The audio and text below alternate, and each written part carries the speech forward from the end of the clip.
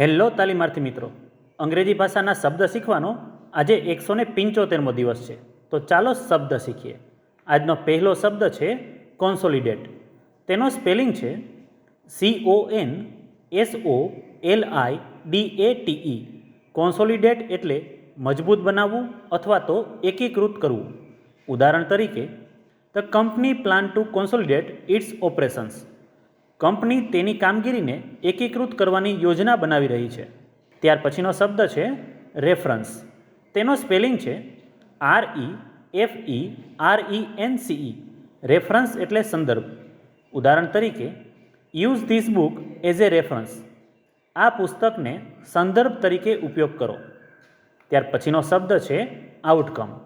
તેનો સ્પેલિંગ છે OUTCOME.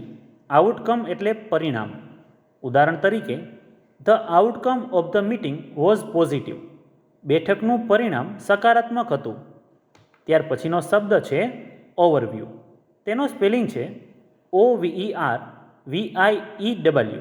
Overview એટલે સંક્ષિપ્ત અવલોકન.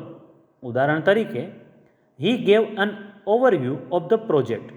તેણે પ્રોજેક્ટનું સંક્ષિપ્ત અવલોકન આપ્યું. ત્યાર પછીનો શબ્દ છે રિડ્યુસ. તેનો સ્પેલિંગ છે REDUCE.